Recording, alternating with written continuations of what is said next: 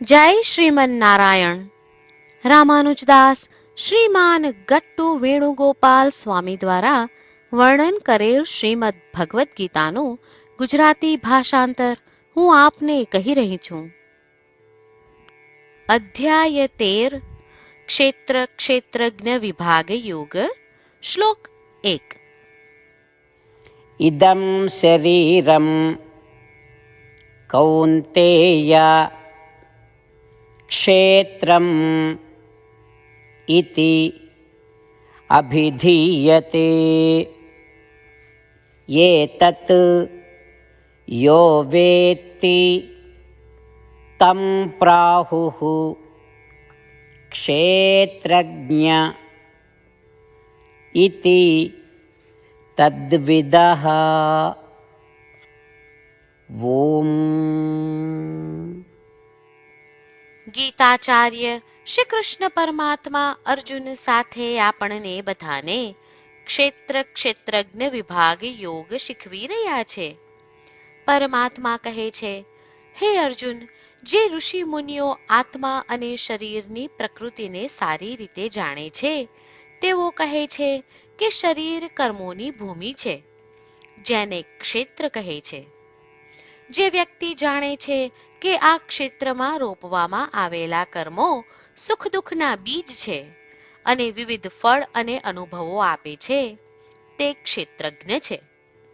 આ પ્રમાણે શ્રી કૃષ્ણ પરમાત્મા આપણને આ શરીરનો ઉપયોગ કેવી રીતે કરવો તે સમજાવતા કહે છે કે આ શરીર એક ઉપજાઉ ખેતર જેવું છે અને જો આ ખેતરમાં રોપેલા બીજ સારા હોય, અર્થાત સારા કર્મો કરવામાં આવે તો ક્ષેત્રજ્ઞ કે આત્માને સારા ફળો પ્રાપ્ત થાય છે.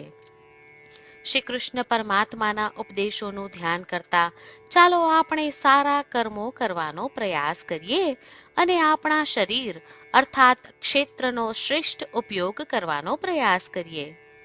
શ્રી કૃષ્ણ પરમાત્માનું શરણ લઈ આપણા જીવનને અર્થપૂર્ણ બનાવવાનો પ્રયાસ કરતા ચાલો આપણે બધા શ્રી કૃષ્ણ પરમાત્માના શબ્દોનું આ શ્લોક સ્વરૂપે પુનરાવર્તન કરીએ. ઇદં શરીરમ કૌંતેય ક્ષેત્રમિત્યભિધીયતે. એતદ યો વેત્તિ तं પ્રાહુઃ ક્ષેત્રજ્ઞ ઇતિ તદ્વિદઃ. શ્રી કૃષ્ણ પરમાત્માએ આખી ભગવદ્ ગીતાનો સાર અધ્યાય 18ના શ્લોક 65 થી 70માં 8 ઉપદેશ દ્વારા કહ્યો છે. શ્રી કૃષ્ણ કહે છે, જે મારા આ 8 ઉપદેશ અનુસરે છે તે મને પ્રિય છે. એ સર્વે ભક્તોનું હું બધી જ રીતે રક્ષણ કરીશ. શ્રી કૃષ્ણ પરમાત્મા પાસેથી આખી ભગવદ્ ગીતા સાંભળ્યા પછી અર્જુન કહે છે, કરિષ્યે વચનમ તવ. એટલે કૃષ્ણ, હું તમારી આજ્ઞાનું પાલન કરીશ, તમે કહો છો એમ કરીશ. અને આથી જ શ્રી કૃષ્ણએ દરેક પ્રકારના યશ અને વિજય અર્જુનને આપ્યા છે. તો ચાલો આપણે પણ પરમાત્માને 8 વાતો પાળવાનું વચન આપીએ. પરમાત્માને આપેલા વચનથી મોટી કોઈ પૂજા, તપ કે યજ્ઞ નથી. 8 પ્રતિજ્ઞાઓ જે આપણે લેવી જોઈએ તે હું હવે કહું છું. આપ સૌ પણ એનો મન અને હૃદયથી વિચાર કરો. આ રીતે શ્રી કૃષ્ણને વચન આપતી વખતે આપણે સૌ શ્રી કૃષ્ણની હસતી મુખમુદ્રાનો મનમાં વિચાર કરીએ અને પરમ આનંદનો અનુભવ કરીએ. જય શ્રીમન નારાયણ. આપણા 8 વચનો આ પ્રમાણે છે. આપણું પહેલું વચન, હે શ્રીમન નારાયણ, તમારા ઉપદેશ પ્રમાણે હું હંમેશા તમારું ધ્યાન અને ચિંતન કરીશ. આપણું બીજું વચન, હે શ્રીમન નારાયણ, તમે કહ્યું છે તેમ હું સદાય તમારી ભક્ત રહીશ. આપણું ત્રીજું વચન, હે શ્રીમન નારાયણ, હું મારા કર્મો તમને સંતોષ થાય તેમ અને તમારી સેવા માટે કરીશ. આપણું ચોથું વચન, હે શ્રીમન નારાયણ, તમે અનુસરવા કહ્યું છે તેમ મને પૂર્ણ શ્રદ્ધા છે કે હું તમારી છું. હું સદાય મારા હાથ જોડી તમને નમસ્કાર કરીશ, તમારી ભક્તિ કરીશ. આપણું 5મું વચન. હે શ્રીમન્નારાયણ, હું તમારા શબ્દો યાદ કરું છું. મામેકમ શરણમ વ્રજ. તમે તમારી શરણમાં આવવા કહ્યું છે. શ્રીમન્નારાયણ, હું માત્ર તમારા જ શરણમાં છું. આપણું 6થું વચન. હે શ્રીમન્નારાયણ, આપે કહ્યું છે મા શુચ. તમે અમને આશ્વાસન આપી શોક ન કરવા માટે કહ્યું છે, તો હું દુઃખી નહીં થાઉં, શોક નહીં કરું. આપણું 7મું વચન. હે શ્રીમન્નારાયણ, અમારા કલ્યાણ અર્થે આપે શ્રીમદ્ ભગવદ્ ગીતા રૂપી આશીર્વાદ આપી અમારા સૌ પર કૃપા કરી છે, તો હું દરરોજ ઓછામાં ઓછો 1 શ્લોક વાંચીશ અથવા સાંભળીશ એવો સંકલ્પ લઉં છું. આપણું 8મું વચન. હે શ્રીમન્નારાયણ, હું ગીતાના દૈવી શબ્દો એ ભક્તો સુધી પહોંચાડવાનો પ્રયત્ન કરીશ જેઓ ગીતાથી અજાણ છે.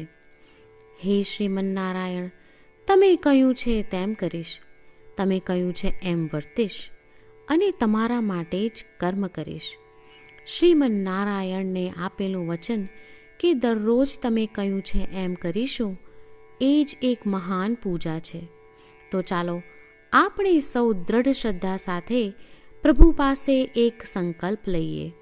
શ્રીમન્નારાયણ, કરીશ્યે વચનમ તવ.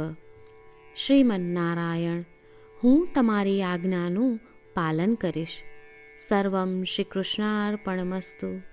જય શ્રીમન્નારાયણ.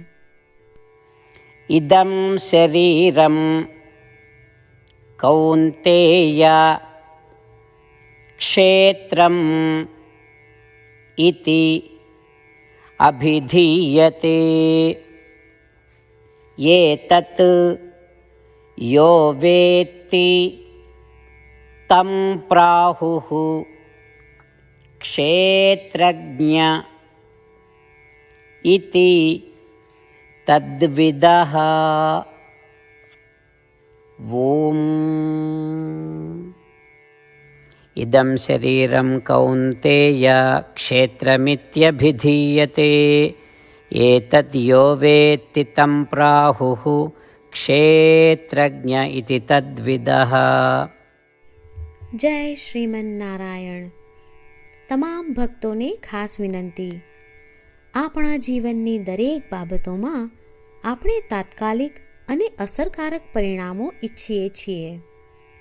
આ પ્રાપ્ત કરવા માટે ચાલો દરરોજ 1 મિનિટ ફાળવીએ અને નારાયણાસ્ત્રમ વાંચીએ.